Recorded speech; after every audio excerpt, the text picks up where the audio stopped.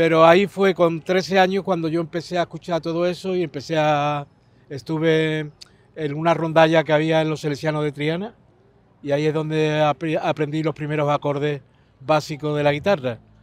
Y a partir de ahí, a los 6 meses, ya salí de allí y ya me fui a buscar músicos para tocar y montar grupos. ¿Y qué edad tenías tú entonces en esa época? Ya 14, 15 años. Era muy joven, ¿eh? Y luego yo ya soy profesional, a los 17 años me voy a Rota a tocar con músicos de aquí, que estaban allí permanentemente en un club, y me fui, directamente vinieron a buscarme porque yo ya parecía que destacaba y despuntaba aquí en el ambientillo de Sevilla. Y bueno, pues me ofrecieron ese trabajo, tuvieron que ir a hablar con mis padres y todo eso. Claro, porque eras menor, ¿no? Sí, porque era menor. Y esto fue en octubre, septiembre-octubre, yo cumplo los años en noviembre. Y bueno, por un mes y pico, pues mi padre se dio y me dejó que me fuera. Y ahí estuve, después de ya Madrid, ya pues todo. Me parece curioso el apelativo Manglis. ¿Esto de dónde nace? Mira, Mangli es un apodo que yo me autopongo sin saber qué era, porque al principio aquí en el barrio me pusieron el Mangarra y era el nombre de guerra que yo tenía aquí. ¿Por qué? Porque había aquí parece ser que había un conde que se llamaba Mangarra, que tenía unas vacas, y bueno, yo cuando los primeros tiempos de hippie y tal, pues en esa época pues me ponía como unas pellizas de cordero, y eso apestaba que no vea. Entonces me dijeron, anda que huele peor que la vaca del Mangarra, y Mangarra, Mangarra y Mangarra se me quedó. Era un poco malsonante, a mí no me gustaba mucho, y ya en la época, aunque lo llevé el mote con normalidad, pero ya en la época, ya en Madrid, ya me autocambié el nombre cuando la época de Guadalquivir, ya empecé a llamarme Mangli, a que me dijeran Mangli, y Mangli se quedó. Que eso es difícil, que alguien que tú te puedas cambiar un mote que te pongan. Es verdad, te digan sí. el gordo, te mueres el gordo. El primer grupo que así con relevancia que tocas es Gong, ¿no? Pero entraste como en la última etapa de Sí, este grupo. la última etapa de Gong fue ya en Madrid, pero yo grabé con los legendarios Gong, con Pepito Saavedra y Mane. Yo grabé el single que hay, bueno, hay 2 singles que grabamos con Gonzalo García Pelayo, pero Mane tuvo problemas ahí, estuvo ingresado en cosas, en problemas psiquiátricos y tal y cual, y hubo ahí un revuelo y se tuvieron que venir para Sevilla, tanto él como Pepito Saavedra, que eran, digamos, los jefes de la banda, ¿no? Porque esa era una banda muy grande de Sevilla, de unos artistas de los mejores que hemos tenido en Andalucía. Y bueno, pues ellos se vinieron para acá y allí Gonzalo dijo, yo había participado en esa grabación, había metido unas guitarras con Silvio, que estaba también por allí. Y al irse esta gente, pues esa grabación se quedó parada y yo me quedé allí solo en Madrid. Yo no. Me dijo Gonzalo, oye tío, ¿por qué no montáis y hacéis cargo de la banda y tal? Y yo llamé a Tele y a Manolito Marinelli y Manolo Rosa, que estábamos allí acompañando a cantantes famosos de allí de la época, a Los Payos, a Cristina, a Miki Los Tonis. Entonces nos hicimos cargo de esa grabación. Y Gong, en aquella época, no, ¿qué hacía? ¿Como versiones de...? Gong hacían realmente temas soul, de Otis Redding y de Jimi Hendrix, de todo tipo. Era un grupo muy de vanguardia. No hacían música de baile, pero, por ejemplo, había domingos que tocaban en el Club J y la gente sí bailaba con su música, porque hacían los éxitos de la época del soul, ¿no? Entonces, pues, pero vamos, era un grupo muy, muy, muy, muy bueno. Tú estuviste entonces en el final de Gong, porque se disolvió contigo, ¿no? Hubo 3 etapas de Gong. La primera, que era Ricky, José María Fruto, Mane y Pepito Saavedra. Luego entró la etapa soul, que con Sasso de Pepe el Sapso y José Luis, un trompeta, y siguieron ahí el grupo, pero digamos, y luego eso se disolvió y ya entró Silvio, empezaron a cambiar mucha gente, y la etapa esta de Madrid, que decide Gonzalo García Pelayo que grabaran los temas estos de Live Belly y todo esto. Que la última época ya es más también estaba como desaparecido, Gualberto estaba en Estados Unidos, que se había ido con Jessica y bueno, pues aquí quedaba Henry y quedaba Silvio. Y un día me vine de Madrid, que estaba yo ya tocando allí, y me dijeron, tío, venga, que vamos a ir a tocar a Huelva, que vamos a hacer allí unas actuaciones y tal y cual. Y hicimos como una mini gira de 3 o 4 conciertos por la sierra de Huelva, Jabugo y toda esa zona, ¿no? Y bueno, y luego una actuación aquí en el Club Yeye, que tengo la anécdota que el Silvio se quedó con el dinero, que se lo gastó todo, no nos dio un duro, y ahí fue la última, pero ahí fue como Smash, digamos, Smash. El mismo grupo que hicimos aquella gira en Huelva. Y eso fue, digamos, la última cosa que hubo en Smash. Luego otra cosa un concierto en la Universidad de Pamplona, que le salió el contrato a Gonzalo, y yo estando en Madrid me dijo, tío, vete para Pamplona, que hay este contrato con los Smash. Digo, ¿pero qué? Pero tío, si aquí no hay nada, que estoy yo solo aquí. Y lo hice con Manolo Ferrandi y un batería. Y nada, llegamos allí, tocamos cosas de Jimi Hendrix, pero eso no era Smash ni era nada. Pero para Pamplona los Smash tocaron allí, en la universidad, ¿no? Y bueno, ese tipo de cosas que sucedía muy a menudo, ¿eh? Que te llevaban un grupo que se llamaba X y aparecían otros músicos. Porque tú, por ejemplo, en la grabación de El Garrotín, eso tú no estabas, ¿no? Yo la primera grabación que tengo en mi vida es con Gong, y antes de que los Gong que nos quedamos fuéramos ese grupo, o sea que yo grabé con Pepito Saavedra, Manny y Silvio, y Miguel Ángel Iglesias, que también estaba por allí. O sea, digamos, con Smash no llegas a estar a hacer grabaciones de estudio. No, grabación ni nada, no, eso fue unos bolos, unas tocatas, pero como si pudiera haber ido Silvio o cualquier otro músico que haya podido pasar por ahí, que ha habido muchos, ¿eh? ¿Te gustaba Smash? Hombre, era tremendo. Yo era el que le quitaba la guitarra a Gualberto cuando se descansaban en los conciertos, y me subía, me ponía a tocar Hey Joe, Strong Free de Jimi Hendrix solo ahí. Y a la gente pues le gustaba, ¿sabes? Cuando escuchaste El Garrotín por primera vez con la voz de Manuel Molina encima, ¿qué pensaste? Yo en aquella época, ahora me gusta cómo lo hicieron y tal y cual, pero en aquella época lo vi como una música comercial que no venía a cuento, pero me equivoqué, efectivamente, ¿no? Igual que lo que hicimos con Gonzalo, ahí grabó unas cosas como El Botellón y todo eso, que el último single ese a mí no me gustó, pero bueno, había que intentar, digamos, hacer música vendible dentro de la fusión con el jazz, el rock y el flamenco, claro. ¿Sabes lo que te digo?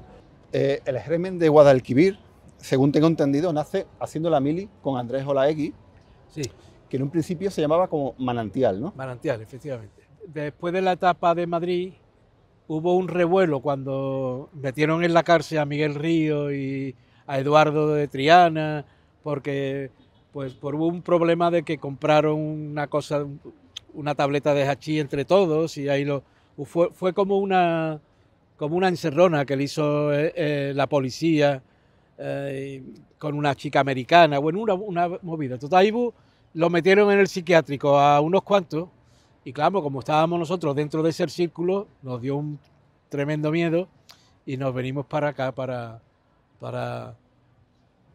Sevilla. Y una vez que me llaman a filas, ya con 21 por ahí, me vengo corriendo y me encuentro ahí en San Bernardo, en la estación, a Andrés Olaegui.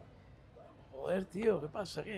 Joder, pues venga para allá, para el Muriano, venga, qué putada, que no sé qué. Bueno, hicimos la mili en el Muriano y ahí empezó, digamos, nuestra conversión de guitarristas de rock y de blues, tocábamos cosas de Hendrix, Cream y tal, a empezar a escuchar a Miles Davis, a la Mahavishnu Orquesta y este tipo de música un poco jazz rock y un poco más free, ¿no? Y ahí empezamos a escribir temas. Y cuando terminamos del Muriano, que fueron 3 meses, nos vinimos aquí, nos tocó en el mismo cuartel, y entonces seguíamos juntos. Y ahí empezamos a contactar con un batería y un bajista que había aquí que eran muy buenos, americanos, se llama Willy y Tony de Trujillo, que eran dos musicazos tremendos. Empezamos a ensayar y montamos Manantial, que incluso hay una maqueta que tengo yo, que hicimos en un magnetofón de bobina de estos de carrete. Está muy rara, audible, pero todavía algo se escucha. Está inédito eso, ¿no? Está inédito, sí. Está inédito. Algún día la subiré al YouTube. Una vez se terminó la mili, nos fuimos a Madrid a probar fortuna, no pasó nada.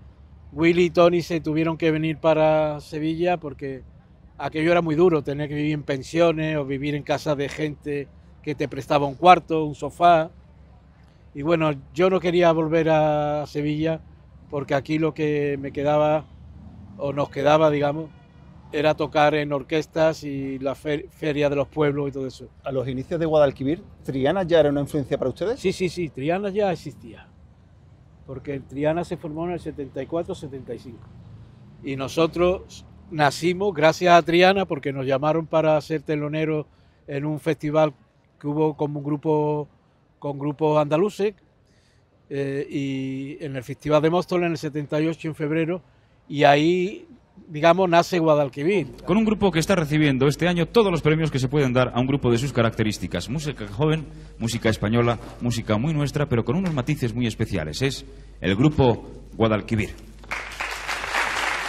Y Guadalquivir fuimos el grupo de jazz rock flamenco, más bien que de rock andaluz. Fue un jazz rock y flamenco.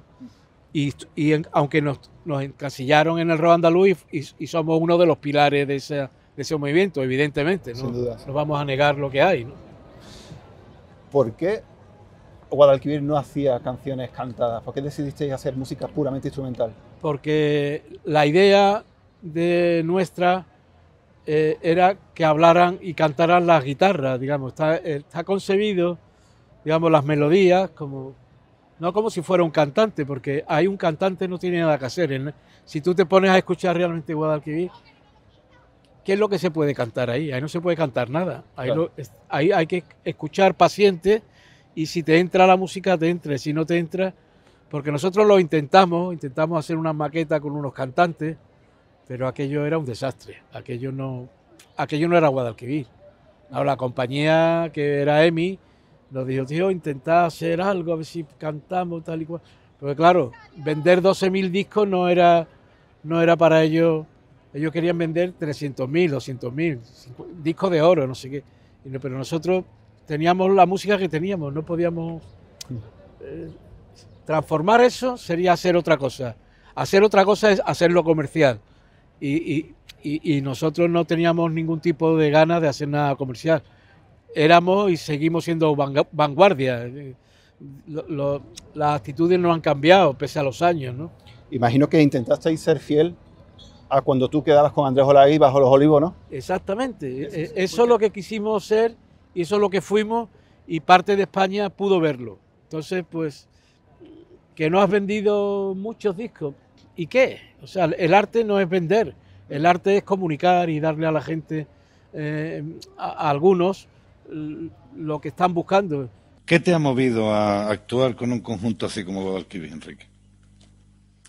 Bueno, yo creo que es que tenemos que abrirnos a los músicos que hay en el país, que hay en España, músicos buenos que quieren estar con el flamenco, hacer cosas con nosotros también queremos hacerlas con ellos, y creo que son puertas que hay que abrir.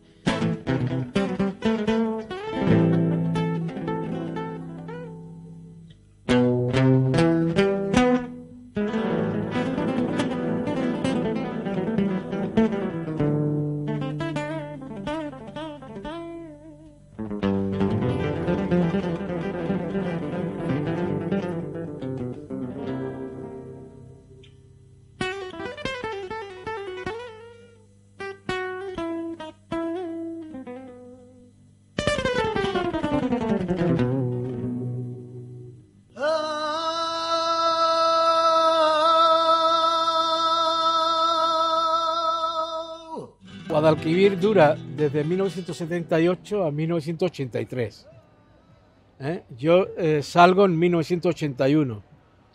por diversidad de caracteres, sobre todo con el batería del grupo, que ya no vive, que se llama Larry Martin, un gran batería, un gran músico, pero tuvimos ahí una dificultad de cómo había que llevar el planteamiento del grupo. Pero el origen de Guadalquivir eras tú. Claro, yo era el que fundé ese grupo, el nombre es mío. Yo y mi compañero Andrés Olague éramos como, y seguimos siendo como dos hermanos, y la música es tanto de uno como de otro. Él tiene sus temas, yo tengo los míos. Entonces, este hombre quería cambiar la filosofía del grupo, ya se hizo con el mando del grupo, y ya hubo una incomodidad tremenda, y yo propuse o que se cambiara la historia o yo salía. Y bueno, pues les pareció bien a todos que yo saliera y yo me fui y grabé 2 discos en solitario a la vez que entré con Triana. Una semana después de salir de Guadalquivir me llamó Jesús de la Rosa para que pudiera tocar con ellos en los conciertos y hacer con ellos las giras y bueno, incluso grabé en el último disco de ellos. Estuviste los 3 últimos años de Triana, ¿no? Los 3 últimos, todos, digamos, pues yo salí de Guadalquivir a final de la gira del Camino del Concierto y prácticamente en la Navidad ya estaba yo con Triana. ¿Estuviste hasta el último concierto que dio Triana? Hasta el último día del accidente. ¿Qué recuerdas de aquel concierto? Pues mira, recuerdo el concierto que fue un buen concierto, fue un gran concierto y que luego pues lo machacó todo las vueltas.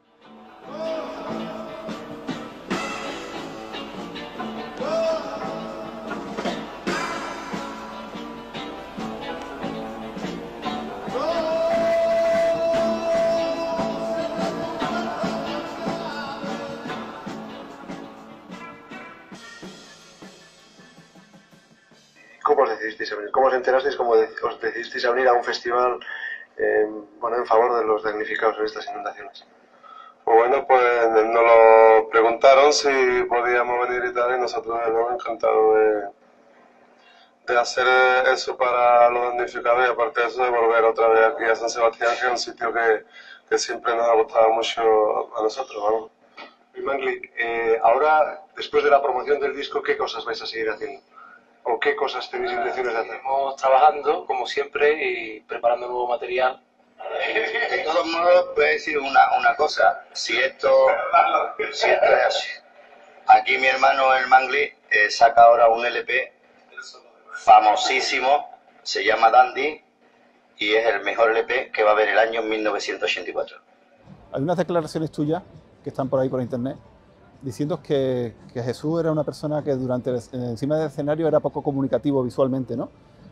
Bueno, Jesús estaba en su rollo, en su mundo, en su arte, y bueno, pues algunas veces nos mirábamos y nos reíamos y tal y cual, pero Jesús estaba en su mundo, entonces claro, había que estar también pendiente, porque era también, cantaba y tocaba los teclados, entonces, digamos, había cosas de avisos que para cambiar a partes. Era un tío muy noble, muy bueno, muy metido para adentro, también era muy extrovertido, pero era un tío que tenía un mundo interior muy grande, muy limpio como ser humano.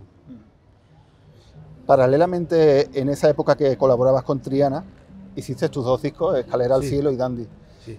Ahí haces una música más pop, podríamos decir. Claro, en la época aquella, digamos, ya era época de George Benson, Chaka Khan y música así del tipo pop, entre jazz pop, rock. Entonces, claro, en España lo que había era la movida. Claro. Tú notabas que los tiempos estaban cambiando. Claro, ¿no? Entonces nosotros no teníamos, Guadalquivir no tenía, digamos, el criterio de querer tocar y cada vez más solos y cada vez más... Se iba pagando, porque nosotros tocábamos para festivales de 5.000 personas, 7.000 personas, ¿sabes lo que te digo? En Plaza de Toro que lo mejor había 12.000, 15.000. Y había festivales que había grupos como Rosendo, había Morris, había mucha gente, Tequila, y había... Entonces nosotros la propuesta que teníamos como que no entonaba demasiado con muchas de las cosas que iban viniendo, ¿no? Entonces, claro, yo propuse cambiar un poco la disyuntiva musical de lo que estábamos haciendo. Tuviste que hacer un trabajo como de simplificación musical. O sea, exactamente, hacer temas menos largos, más concretos, no comerciales, dentro de lo que hacíamos nosotros, pero los más tragables para la gente, porque claro, tú le metes ahí a 7 o 8 mil personas frases tan complicadas como lo que tiene Guadalquivir y eso cansa. Pero también hay que tomar conciencia que la gente no tiene el nivel musical que tienes tú, entonces hay que hacer un tándem para equilibrar esa balanza, ¿no? He visto en internet que hay un documento, un homenaje a Jesús de la Rosa en Televisión Española en el 87. Sí. ¿Crees que es la última vez que Eduardo y Tele tocaron juntos? Yo creo, pues posiblemente, sí. Posiblemente.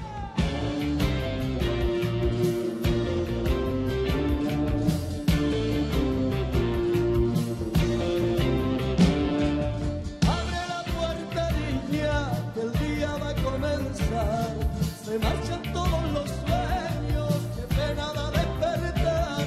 Por la mañana amanece un día y una ilusión. Sus sueños que se retuercen dentro del corazón. Hay una puerta niña que la llaman del amor.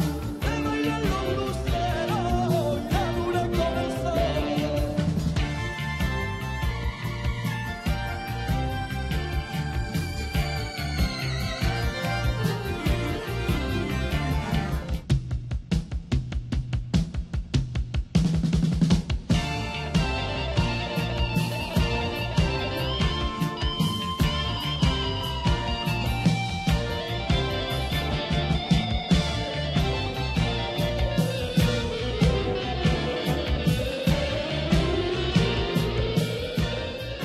Y luego Tele y lo que refundó Triana, y yo fui siempre el guitarrista que iba con él como director musical, el que buscaba a los músicos, el que ensayaba con la gente y el que...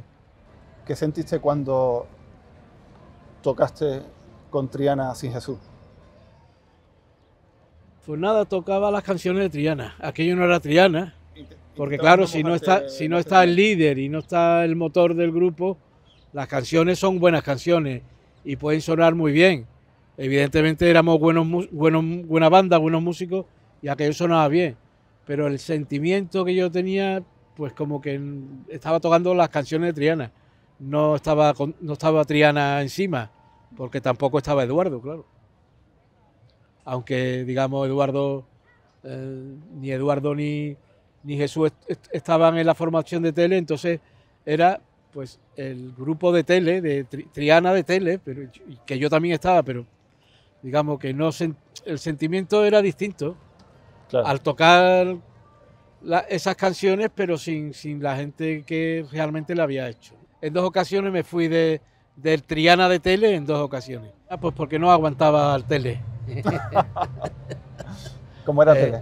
El Tele era muy suyo, no era mala gente, lo que pasa que era un poco cascarrabia, mandón, cabezón, y había que matarse con él, y bueno, pues no, 2 o 3 veces hemos estado a punto de con las manos a darle un puñetazo, pero nunca ocurrió, porque éramos hermanitos y nos queríamos mucho de hace mucho tiempo.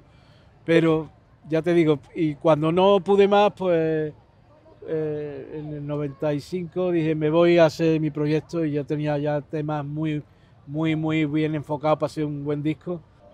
Pasamos a los años 90, que paralelamente haces cosas junto con Triana, lo que sea, y montas el grupo A Rajatabla con Raimundo Amador y Juan Reina. Sí. Y yo contacté con las GAE y bueno, pues me propuso Teddy Bautista que le mandara unas maquetas que estábamos haciendo y tal y cual. Total, le mandé unas maquetas para que la presentara en el festival ya de Bang Explosion de Yamaha, y con tal fortuna que ganamos, digamos, todos los grupos que se presentaron en España, pues eso es lo que más... Ajá. Y nos llevaron a Japón. Allí ganamos el premio de oro del festival ese que tocamos en el Budokan, donde tocaron los Beatles.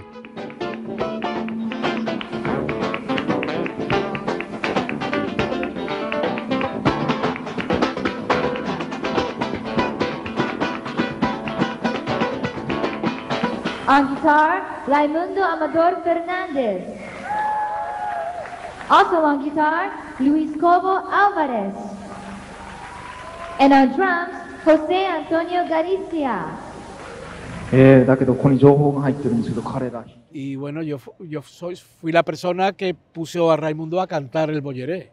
En el grupo había un cantante que era Juan Reina, pero yo propuse que cantara Raimundo en el disco, y que, bueno, que cantó 3 temas, creo que cantó. Entonces, claro, lo demás lo cantó Juan.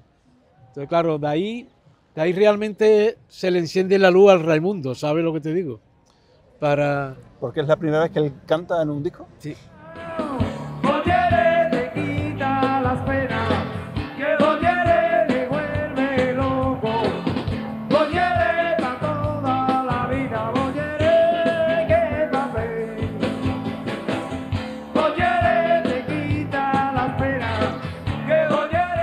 Bueno, a rajatabla se le encendió, fue la maqueta de Raimundo Amador, me parece a mí, la maqueta artística como producto que luego fue, ¿no? Que esto conecta con un detalle que sucede muchos años atrás. Colaboraste en el disco de Kiko Veneno, sí, de Kiko y los hermanos Amador. Exactamente. Tú estuviste en Veneno, metiste una guitarra en una canción. En el tema Indiopoles, sí. Indiopoles.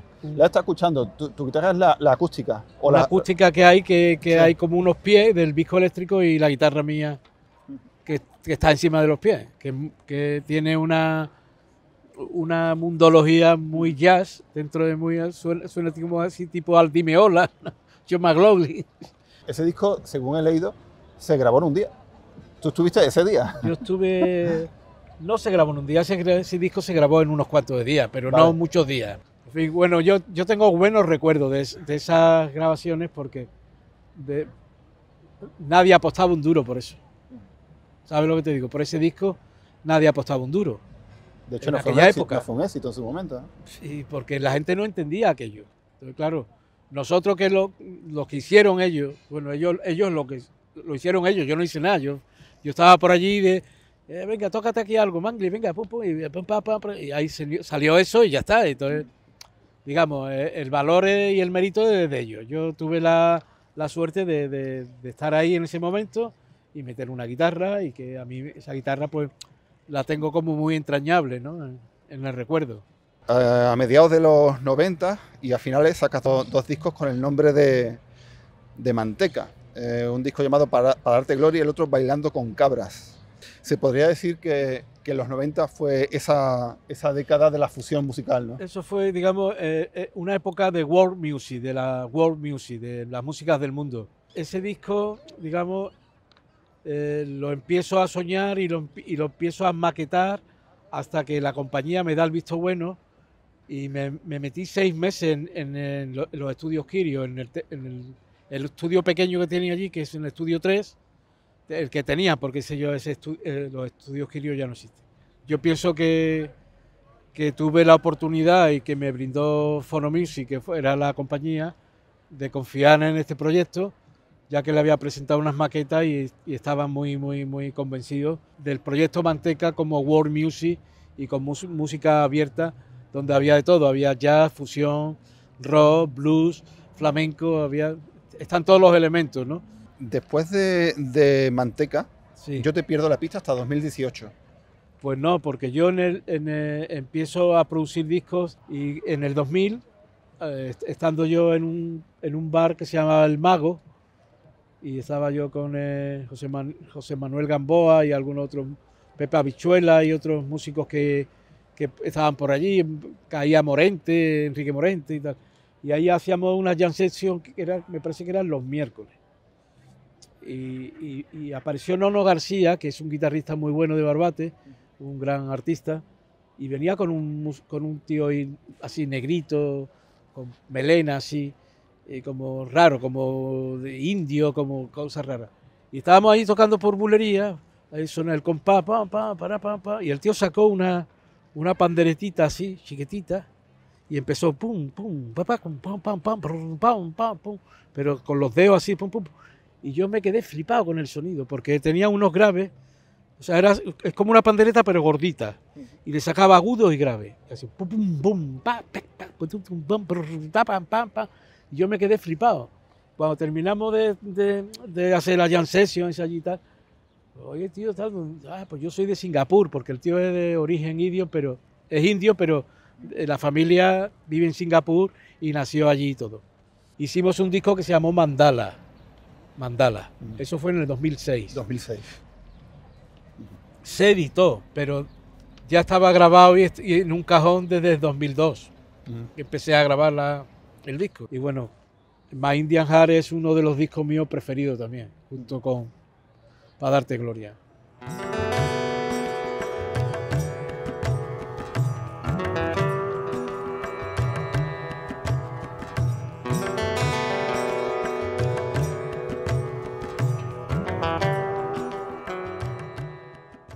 En el libro de Historia del Rock Andaluz de Ignacio Díaz Pérez, sí, libro que recomiendo completamente, te defines como un buscador de cosas que no existen.